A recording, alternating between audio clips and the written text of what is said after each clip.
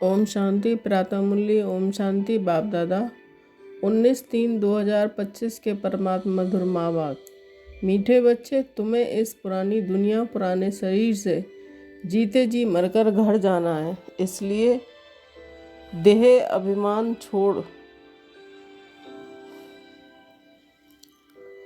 देही अभिमानी बनो। प्रश्न है, अच्छे अच्छे पुरुषार्थी बच्चों की निशानी क्या होती है? उत्तर है, जो अच्छे पुरुषार्थी हैं वह सवेरे सवेरे उठकर देही अभिमानी रहने की प्रैक्टिस करेंगे। वह एक बाप को याद करने का पुरुषार्थ करेंगे। उन्हें लक्ष्य रहता है कि और कोई देहधारी याद ना आए। निरंतर बाप और 84 के चक्र की याद रहे। ये भी अहो सौभाग्य कहेंगे। ओम शांति। अभी तुम बच्चे जीते जी मरे हुए हो। कैसे मरे हो? देह के अभिमान को छोड़ दिया तो बाकी रही आत्मा।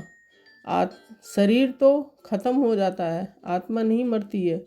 बाप कहते हैं, जीते जी अपने को आत्मा समझो और परमपिता परमात्मा के साथ योग लगाने से आत्मा पवित्र हो जाएगी। जब तक आत्मा बिल्कुल पवित्र नहीं बनी है तब तक पवित्र शरीर मिल ना सके।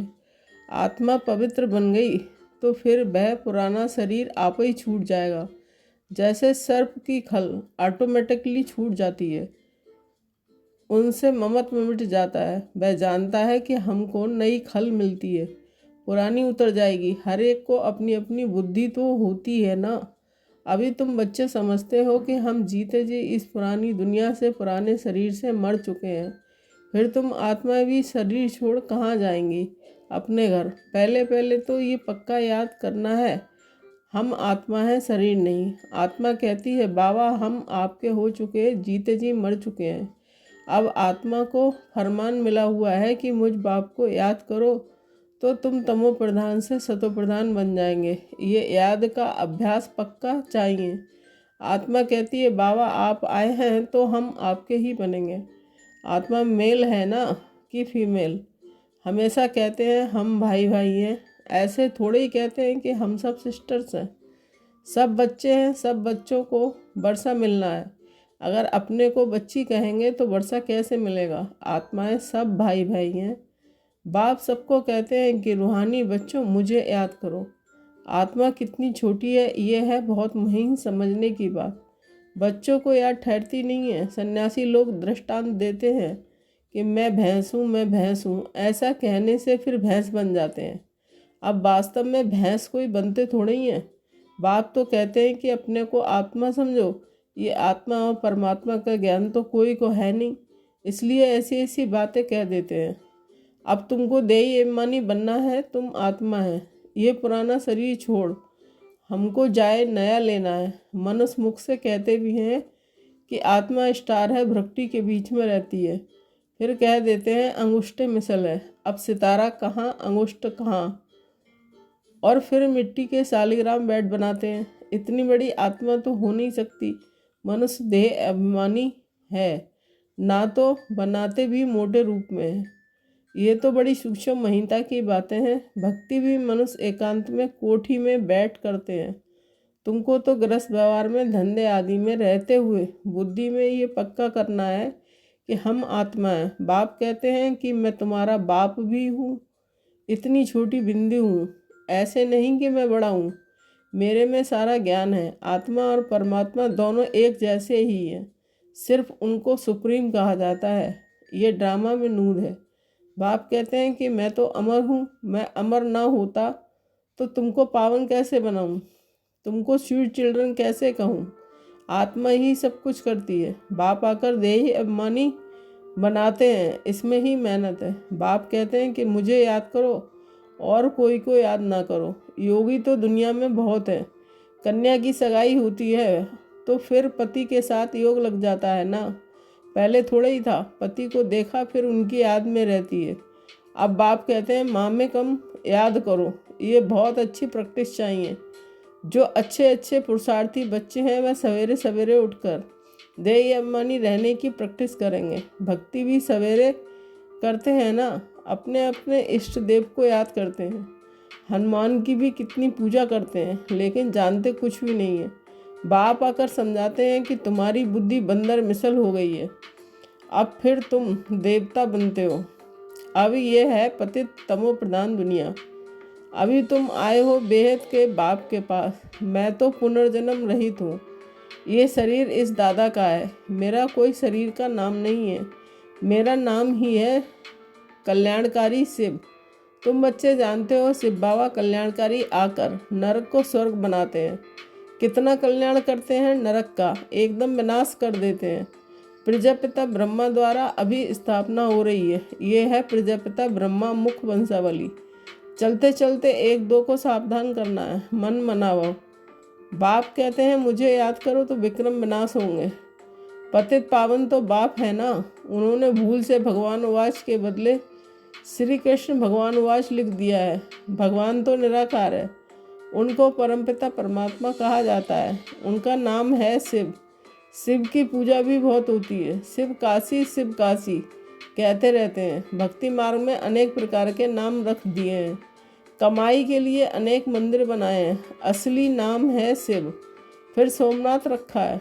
सोमनाथ सोमरस पिलाते हैं, ज्ञान धन देते हैं। फिर जब पुजारी बनते हैं तो कितना खर्चा करते हैं उनके मंदिर बनाने पर, क्योंकि सोमरस दिया है ना। सोमनाथ के पास सोमनाथनी भी होगी। इथा राजा रानी तथा प्रजा। जब सोमनाथ सोमनाथनी है, तुम सोनी दुनिया में जाते हो। वहाँ सोने की ईंटें होती हैं, नहीं तो दीवारें आदि कैसे बने। बहुत सोना होता है, इसलिए उसको सोने की दुनिया कहा जाता है। यह है लोहे पत्थरों की दुनिया। स्वर्ग का नाम सुनकर ही मुख पानी हो जाता है। विष्णु के दो रूप लक्ष्मी नारायण अलग अलग बनेंगे ना। तुम विष्णुपुरी के मालिक बनते हो। अभी तुम हो रावणपुरी में। तो अब बाप कहते हैं कि सिर्फ अपने को आत्मा समझ मुझ बाप को याद करो। बाप भी परमधाम में रहते हैं। तुम आत्माएं भी परमधाम में रहती हो। बाप कहते हैं तुमको कोई तकलीफ नहीं देता हूँ, बहुत सहज है। बाकी ये रावण दुश्मन तुम्हारे सामने खड़ा है। ये विघ्न डालते हैं। ज्ञान में विघ्न नहीं पड़ते हैं, विघ्न पड़ते हैं याद में। घड़ी घड़ी माया याद भुला देती है, देह अभिमान में ले जाती है, बाप को याद करने नहीं देती है। ये युद्ध चलती है। बाप कहते हैं तुम कर्मयोगी तो हो ही, अच्छा दिन में याद नहीं कर सकते हो तो रात को याद करो। रात का अभ्यास दिन में काम आएगा। निरंतर स्मृति रहे कि जो बाप हमको विश्व का मालिक बनाते हैं, हम उसे याद करते हैं। बाप की याद और 84 जन्मों के चक्र की याद रहे तो अहो सौभाग्य। औरों को भी सुनाना है। बहनों और भाइयों, अब कलयुग पूरा हो सतयुग आता है। बाप आए हैं सतयुग के लिए, राजयोग सिखला रहे हैं। कलयुग के बाद सतयुग आना है। एक बाप के सिवाय और कोई को याद नहीं करना है। वानप्रस्थी जो होते हैं वह सन्यासियों का जायज संग करते हैं। वानप्रस्थ वहाँ बाड़ी का काम नहीं है। आत्मा शांत रहती है, लीन तो हो नहीं सकती। ड्रामा में कोई भी एक्टर निकल नहीं सकता। ये भी बाप ने समझाया है। एक बाप के सिवाय और कोई को याद नहीं करना है। देखते हुए भी याद ना करो। ये पुरानी दुनिया तो विनाश हो जानी है, कब्रिस्तान है ना। मुर्दों को कभी याद किया जाता है क्या। बाप कहते हैं ये सब मरे पड़े हैं। मैं आया हूँ पतितों को पावन बनाए ले जाता हूँ। यहाँ ये सब खत्म हो जाएंगे। आजकल बॉम्ब्स आदि जो भी बनाते हैं बहुत तीखे तीखे बनाते रहते हैं। कहते हैं यहाँ बैठे जिस पर छोड़ेंगे उस पर ही गिरेंगे। ये नूद है, फिर से विनाश होना है। भगवान आते हैं नई दुनिया के लिए, राजयोग सिखला रहे हैं। ये महाभारत लड़ाई है जो शास्त्रों में गाई हुई है। बरोबर भगवान आए हैं स्थापना और विनाश करने। चित्र भी क्लियर है। तुम साक्षात्कार कर रहे हो। हम ये बनेंगे। यहाँ की ये पढ़ाई ख़त्म हो जाएगी। वहाँ तो बैरिस्टर डॉक्टर आदि की दरकार नहीं होती है। तुम तो यहाँ का वर्षा ले जाते हो। हुनर भी सब यहाँ से ले जाएंगे। मकान आदि बनाने वाले फर्स्ट क्लास होंगे। तुम वहाँ भी बनाएंगे। बाजार आदि भी तो होगी ना। काम तो चलेगा। यहाँ से सीखा हुआ अकल ले जाते हैं। साइंस से भी अच्छे हुनर सीखते हैं। वह सब वहाँ काम आएंगे। प्रजा में जाएंगे। तुम बच्चों को तो प्रजा में नहीं जाना है। तुम आए ही हो बाबा मम्मा के तख्त नसीन बनने।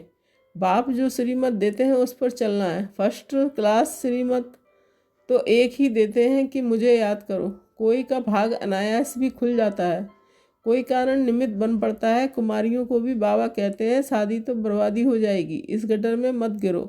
क्या तुम बाप को नहीं मानोगी? स्वर्ग की महारानी नहीं बनेंगी?